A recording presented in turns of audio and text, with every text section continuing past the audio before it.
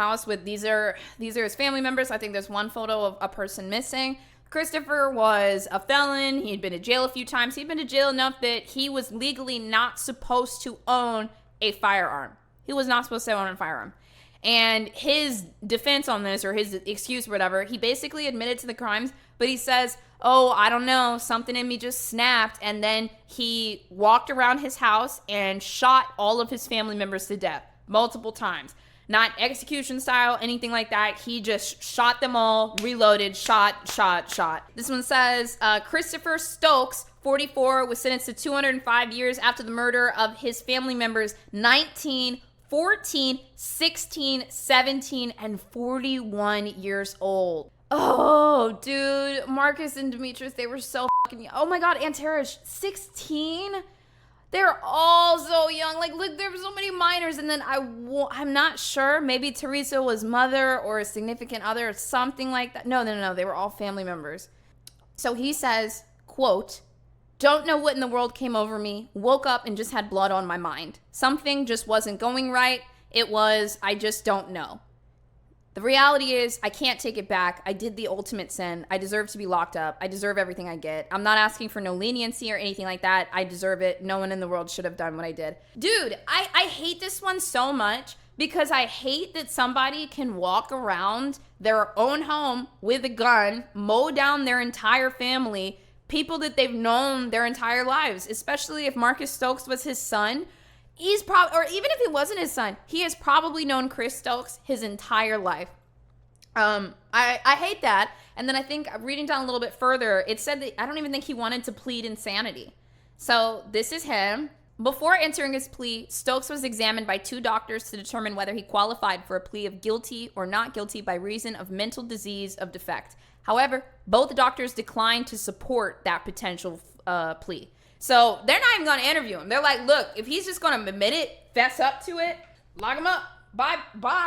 Goodbye, sir. But we got a couple videos, and then I got one from his sentencing that I thought was pretty interesting, actually. You'll see it flash by pretty quick. A Milwaukee man will spend the rest of his life in prison for shooting and killing 5 of his family members last year. A judge gave Christopher Stokes... Oh, wait. Is that Chris Stokes? I don't know if that's Chris Stokes or if that's an angry person that was there.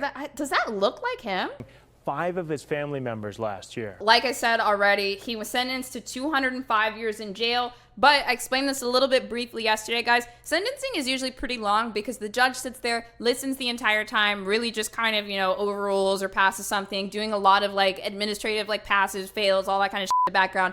But then at the end, the judge finally really gets to speak and say everything that they heard over the case and what they think before they deliver their sentence.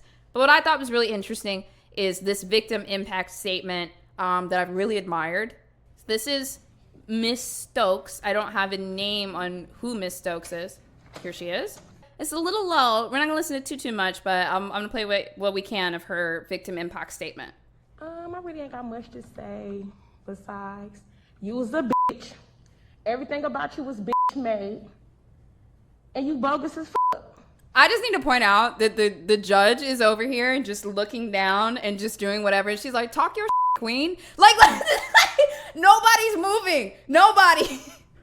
Instead of you sitting right here, you should have died. You should have killed yourself. I mean, what was the point? My life no better. At all. You a heartless bitch. A heartless bitch. 1 in the chat if you agree. 2 in the chat if you do not agree. Okay, well, I'm done, because he another bitch. Oh my God! First of all, look, I'm sorry. I don't care if anyone thinks I'm toxic. I'm endorsing that shit. I need you to say something to me, Chris. Damn. Please, I don't care what it is. Just say something. His mom in court says, say something. You guys, she wants to hear just something, anything. I really wonder for the people that feel like remorseful, or even those that don't, I wonder if the witness impact statements echo with them. Because to be honest, guys, I would, as much as I would like to show them a lot more, they are incredibly emotional, like just really, really emotionally draining. I mean, maybe we'll kind of highlight them more on like YouTube or something like that, because I know some of you guys like can't like handle it, but I think it's so important, because we talk about how much these people are pieces of shit, but oh my God, this guy had some kind, I don't know if it I don't know if it was hardcore trigger. I don't know if it was a psychotic episode from it. I have no idea what it was, but this man had a history of mental illness, had a lot of bad thoughts, and for years didn't get help. And his solution, when his mom would say, I know something's wrong, please talk to me, was like, nah, leave me alone. I'm gonna take care of this. And in his brain, it's like his brain stopped after the idea of murder and never thought about the pain that it causes later. Nobody thinks about that shit. When these people are committing violent acts like that, they never think about having to sit there in a courtroom like this while your mother cries and screams and asks you, why did you do this to her? And why did you do this to their family? The family has to live with this tragedy for the rest of their lives. It's a pretty sad story. Very sad story. This one says, Tennessee man died after he was swatted by people targeting his Twitter handle. He had the Twitter handle Tennessee. And so people were harassing him to get this handle and he would just ignore it. It says, a Tennessee man died last year after getting targeted by a swatting call by someone who wanted to give up his Twitter handle. Mark Herring, 60, owned the Twitter handle @Tennessee. He chose the handle when Twitter was in its infancy because he loved his home state and the Tennessee Volunteers. Over the years, Herring received many offers to sell the Twitter handle, but he always refused. Sometimes a prospective buyer would get disgruntled at his refusal to sell.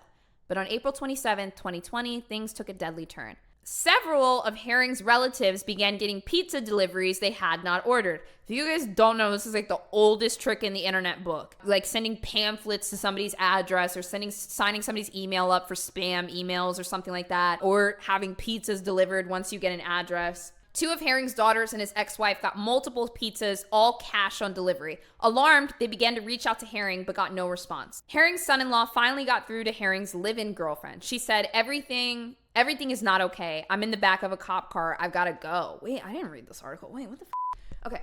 Police had received a call from Herring's number claiming that Herring had killed a woman on the property. So he got swatted. Officers responded at the scene, guns drawn. They met Herring on his porch and demanded that he put his hands up. That's when Herring had a massive and fatal heart attack. Oh my God, dude. I thought that this was gonna be like an accidental shooting or something, but he was so fucking scared he had a heart attack. Yeah, they just tried to terrorize him out of giving up this Twitter handle. Oh, man, I did not know that. The family soon learned that Herring had received a demand from two people who wanted his Twitter handle. He refused, and the people allegedly began intimidation tactics to force him to sell. Police now say that the two minors, one from Tennessee and one from the UK, were responsible for the events April 27, 2020. The American minor has since turned 18, is being charged as an adult.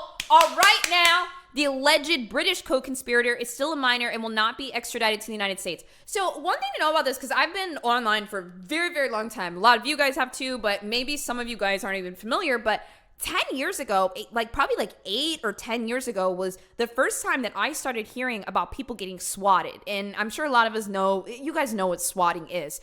8 or 10 years ago, it didn't exist. So it wasn't technically illegal. So people were doing it, even though we know morally you should absolutely not do that. Well, actually it is illegal because you're calling in a false police threat. But it's like people thought people were doing it, people were getting away with it. And then about 5 or 6 years ago, people actually started dying from swatting. So it became more like hard lines of swatting itself is illegal. But there's still dumbasses online that are doing it to people and not realizing the extreme consequences. Like multiple people have died from swattings, but a lot of times it's been shootings. So this dude, just the thought of this guy being terrorized by two little fucking kids online because they wanted a Twitter handle, and then him being so scared seeing the SWAT team, guns drawn at his house, like, oh my God, that breaks my heart, dude.